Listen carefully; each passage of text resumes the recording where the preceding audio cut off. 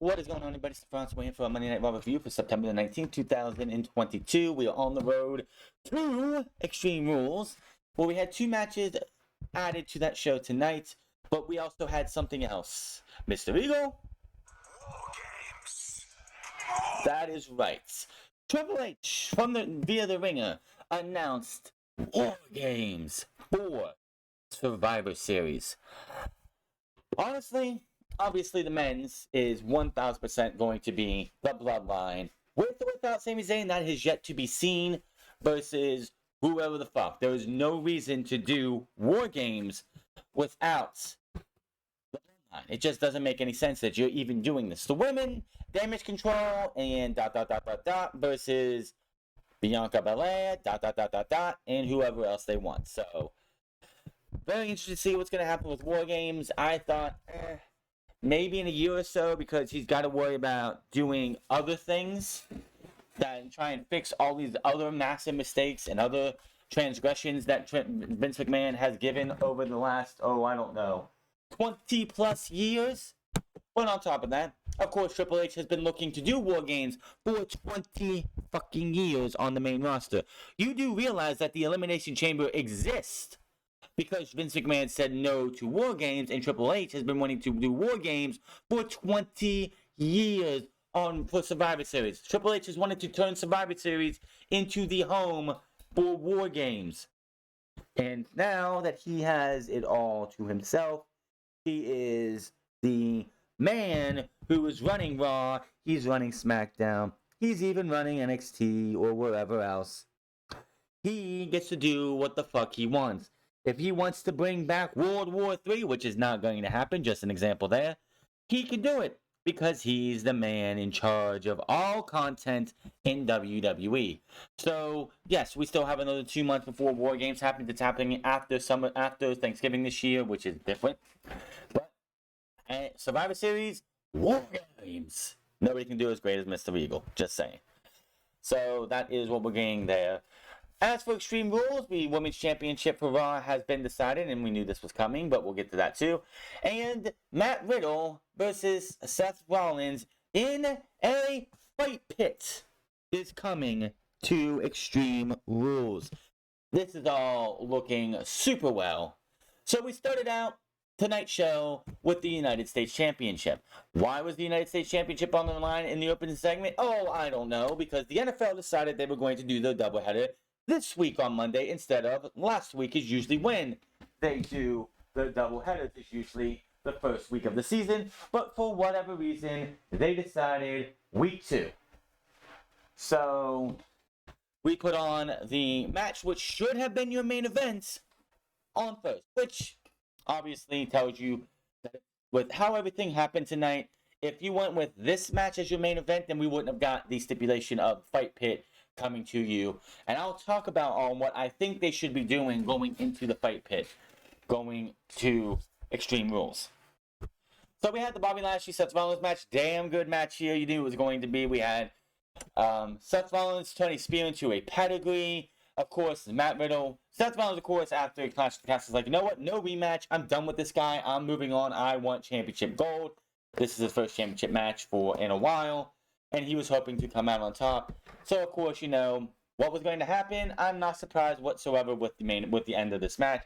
You're not going to beat Seth Rollins clean. There is no reason to beat Seth Rollins clean on a random ass episode of Monday Night Raw, because the NFL is going on. So he looks like he has everything. Oh yeah, first few minutes of the match, he goes to stomp Bobby Lashley, and Bobby Lashley just doesn't fucking move and looks out like, motherfucker, you trying to stomp me right now? I don't think so. Pure power alone prevented Bobby Lashley from being stomped by Seth Rollins. Holy shit, what a move. What a moment there. I mean, it's a random episode of Monday Night Raw, but what a moment. So, yeah. We had Matt Riddle, of course, comes down as Seth Rollins looks like he's about ready to win this match. He runs down, and stops before he gets to the ring. He's like, I'm not going to do anything. I'm just fucking with you. This, of course, gets Seth Rollins distracted. He turns around right into a spear, 1, 2, 3, and Bobby Lashley picks up the win.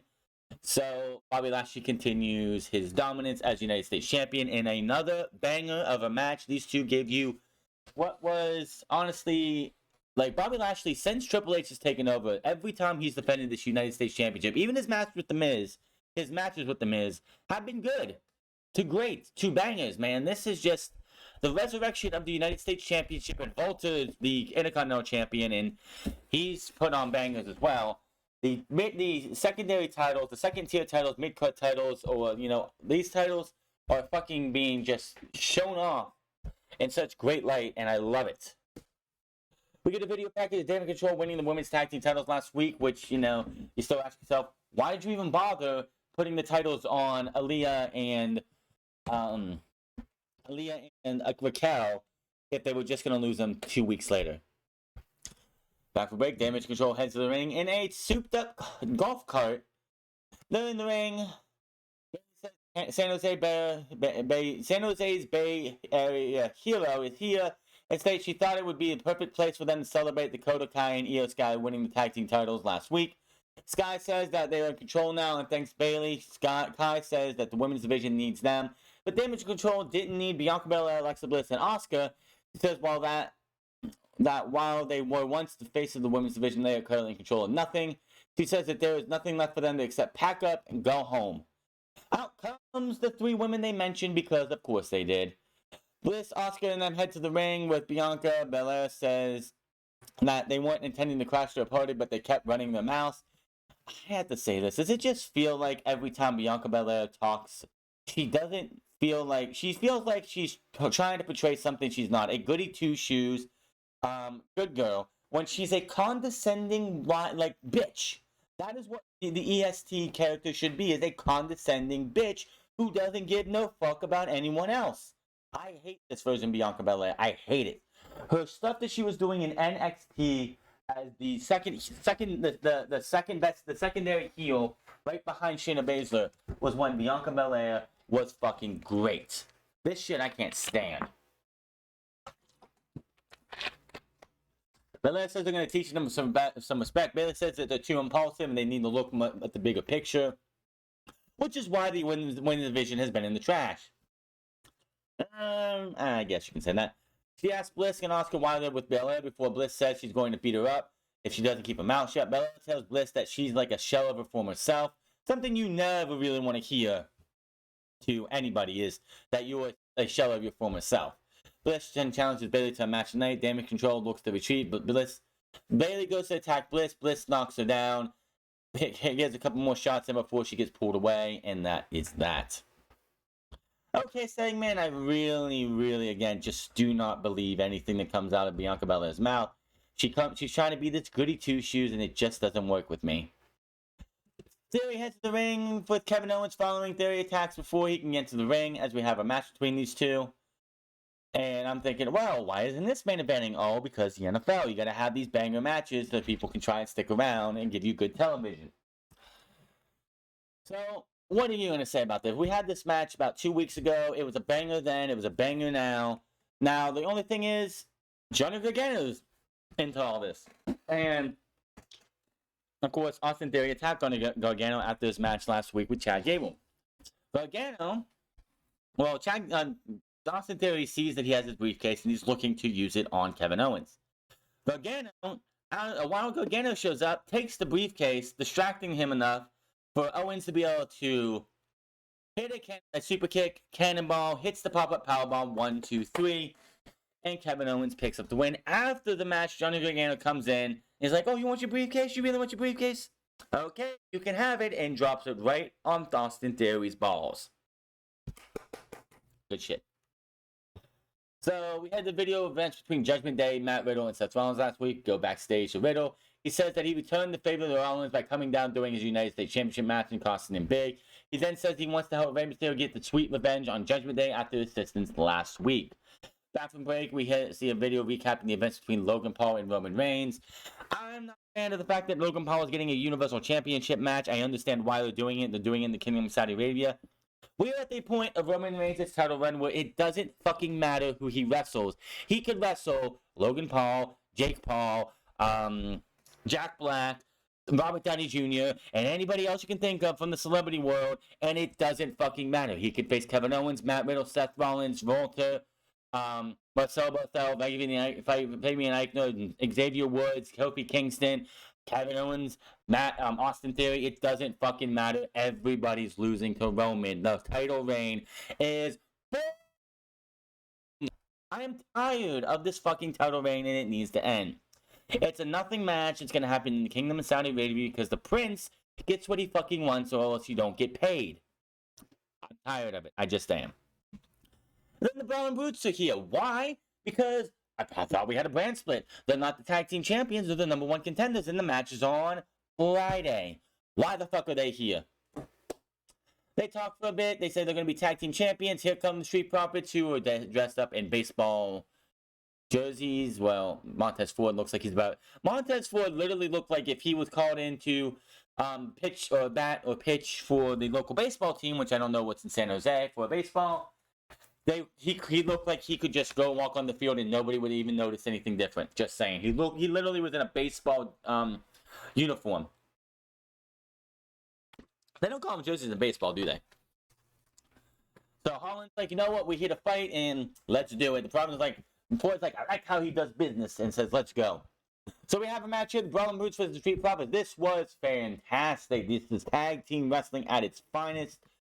Pete Dunne is just going early on, trying to destroy both Montez Ford and Angelo Dawkins' limbs. Of course, you know, Angelo Dawkins is the big boy on the Street Profits. So how does Pete Dunne, who's smaller than him, measure up? You take the guy down, you chop him down, and you beat up on his limbs. That's exactly what you do. Now, it looked like we were going to have the Street Profits somehow pick up the win with their blockbuster powerbomb combo, but Pete Dunne comes up and snaps the fingers of Ford. He falls over. Brutes hit the kick slam combo. 1, 2, 3. They pick up the win, giving him a little bit of momentum going into the match on Friday, where they will ultimately lose, as you know.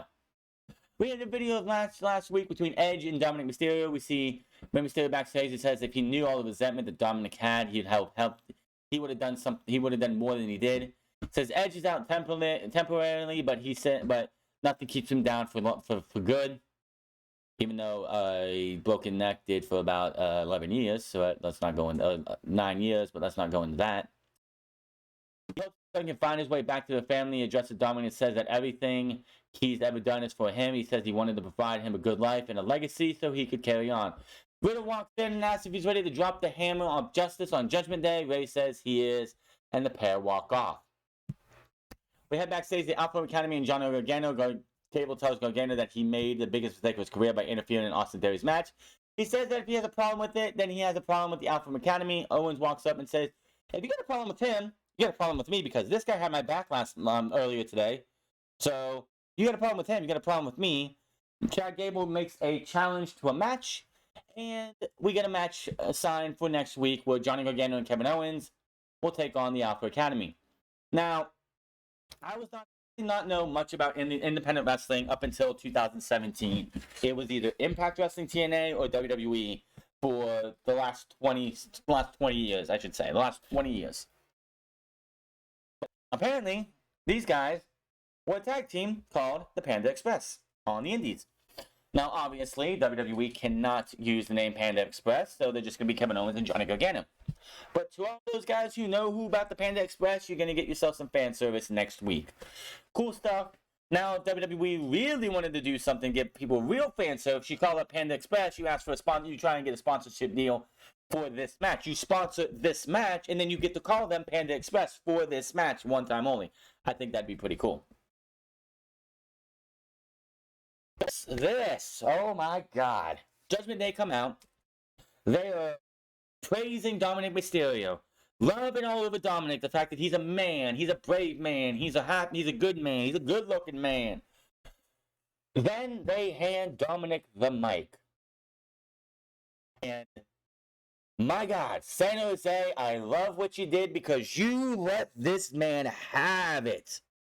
Like, this was on par with Elias, Kevin Owens taking a dig at Seattle. My God, did they just, like, he went to talk, and I don't think Dominic, Rhea, Finn, or Damian all expected to get the heat that they got for him.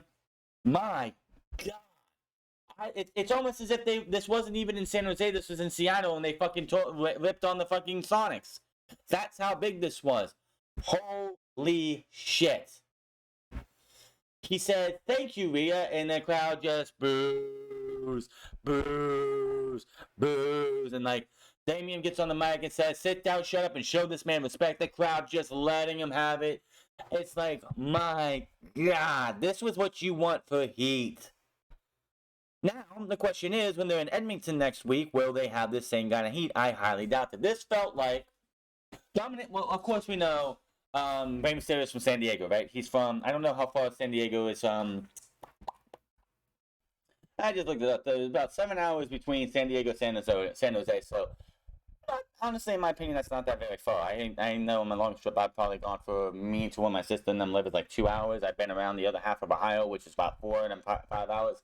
But yeah, 7 hours doesn't seem that much. I mean, it is California, so that's probably small. And obviously, probably a lot of people who know Rey Mysterio are friends with Rey Mysterio, love Rey Mysterio in this general fucking area. So, Dominic turning his back on his father, the legendary Rey Mysterio, coming to California, is going to lead to the heat that this man got. And you could definitely tell he did not expect it because he just froze. Like Rhea, Rhea and the other ones seem to have, like, they're like laughing and get smiles, but you could just tell Dom was not prepared. I will say that this is like, they're trying to let Dom talk, and the fact that this guy just didn't get, like, got drowned out, he wasn't prepared for it. This will come in time. This will be something that comes in time. The more he does this, the more he gets to talk, and the more he's more comfortable doing this. If this happens again, he'll be able to just go, well, and be able to pivot and tell you, like, and crap on the crowd. Like, when Elias and Kevin Owens got that big, huge fucking, like, booing to them in 2017, I believe it was, on the Sonics being gone, and Kevin and Elias, after letting them go for a while, went into something else, and, like, it made no sense to have a basketball team in Seattle, but in Oklahoma City, it makes more sense. That's somebody who knows what they're doing and how to turn the conversation and get something going. Dom's not there yet. He will get there eventually. He says what he needed to. He said he couldn't be proud of standing among his real family, which got some more. And Balor says they need to capture this moment with a family photo, so they all let this cameraman by the ring post, like, take a picture while they all pose and have, like, weird smiles on their faces. Matt Riddle and Rey Mysterio versus the Judgment Day of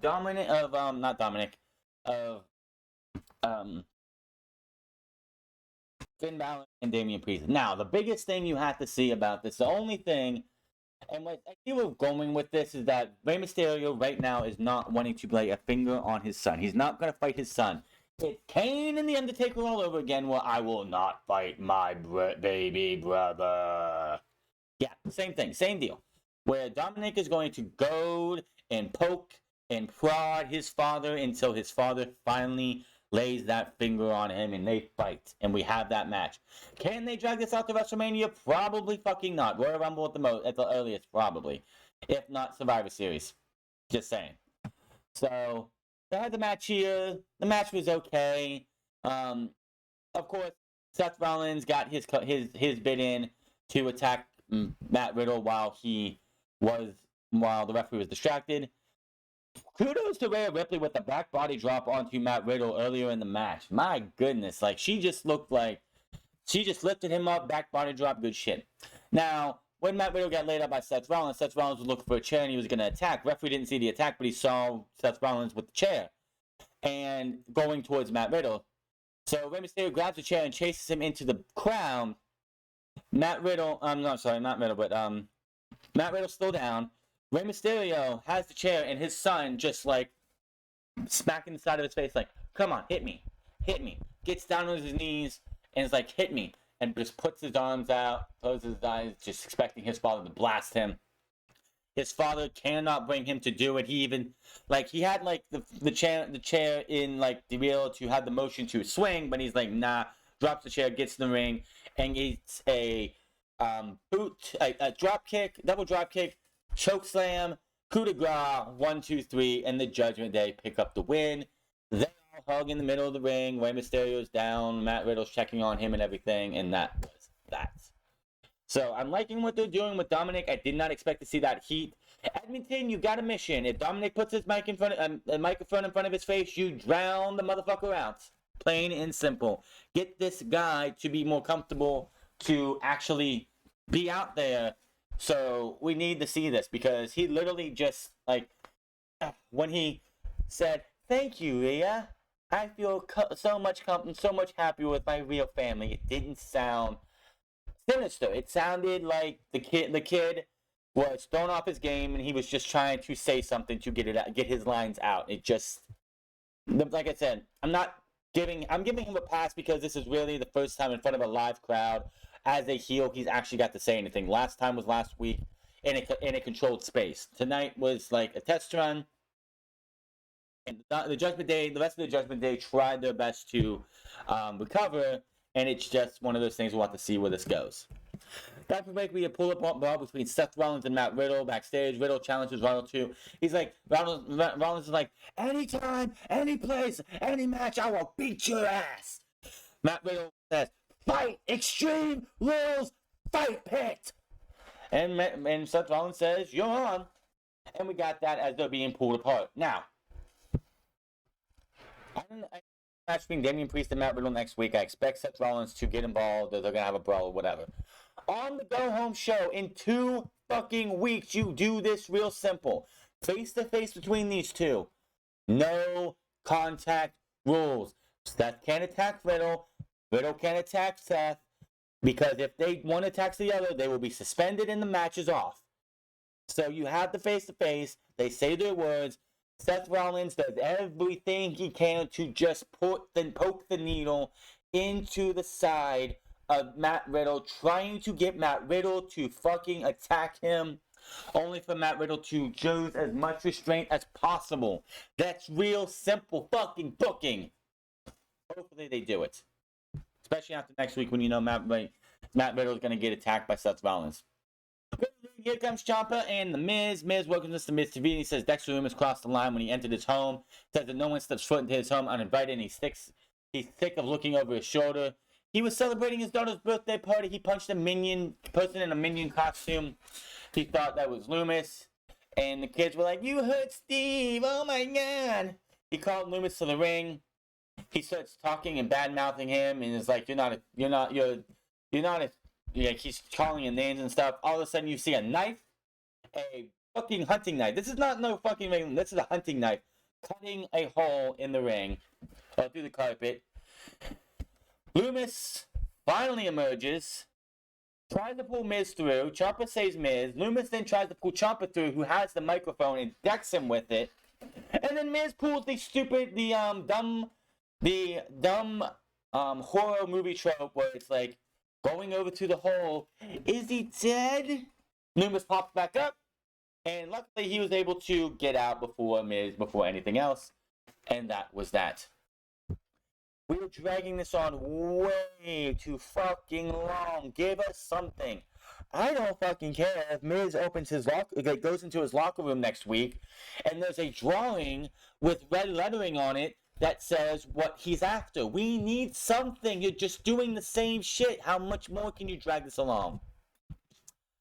Backstage, we had the Judgment Day, and Dominic says, "I don't know, guys. I might have to go check on my dad," in the most whiny voice possible. And he's like, "I'm just kidding."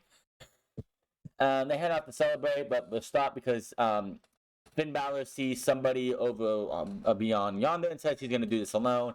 Walks over to AJ Styles, whose first appearance in about almost a month. Balor says they haven't talked in a while. Styles says, "Well, we haven't because you joined the Judgment Day and turned your back on me." Balor says that, "Well, one of those things might be true, but I never turned my back on you." Well, we've known each other for years. How many times have I had your back? Pretty much just offering him a spot in the Judgment Day. Of course, AJ Styles says, I want nothing to do with the Judgment Day. And Balor's like, you're not looking for a fight, are you? You're not looking for a fight. And the stare down between these two, the tension could be cut with a knife. It was that thick. And he's like, yeah, we're boys, man. We're boys. You don't really want any of this. The offer still stands, shows off the Too Sweet, and walks away. So, obviously, we're getting AJ Styles versus Finn Balor, which, remember, the first time these two faced off in WWE was on that, I think it was Extreme Rules or whatever it was, which was supposed to be, it was 2017, yes. Because that match is the reason why AJ Styles took the title off of Jinder Mahal in 2017. Because he came from Australia and got back in time to fight Finn Balor in what was a pretty damn good match. We're taking a package hyping up Alexa Bliss. Bliss then heads to the ring with Asuka and Bianca Belair. And then Damage Control comes after Bayley and Alexa Bliss. It was fine. It was a good match. Bayley is good. It's great. Alexa Bliss is mid at best. I mean, I saw so many people talking on social media more. They cared more about the fact that Asuka was holding on to Lily than they did the match. Obviously, Alexa Bliss gets beat with the Rose Plant after Kai distracts the referee. Bliss was going up for Twisted Bliss, it looked like. She knocked Bliss off the rope. Rose Plant, boom, 1, 2, 3. She picks up the win. After the match, they attack Bliss. Asuka comes in. She gets laid out, still holding on to that Lily doll. She went in there, attacked these women, and got knocked over, still holding on to Lily. She had a death grip on that doll. She did not want to lose her friend Alexa Bliss's Lily doll. What the fuck? Then Bella comes in, takes them down, but she tries to looked like she was going to go for a glam slam, but Damage Control takes her down. She gets hit with the Rose Plant. Bayley gets the microphone and says she gets what she wants, and she wants the Raw Women's Championship at Extreme Rules. Goes down the mic, and that's how the show goes off the air. With Damage Control in control, and that's all you can say about that. Overall, pretty good show tonight. No taking up TV time. There's nothing else I can really say that was negative about this show. There wasn't much else to say. Really good show. This was actually, I think, one of the better shows that WWE and Triple H has put on in Triple H era. So, no complaints from me. Hit that subscribe button, comment down below, like or dislike this video. Find me on the Defense Club. Find me on twitch.tv/Defense Club. And I will see you guys on Wednesday for Grand Slam in Arthur Ashe Stadium. Until then, my name is The France, and I'll see you guys later.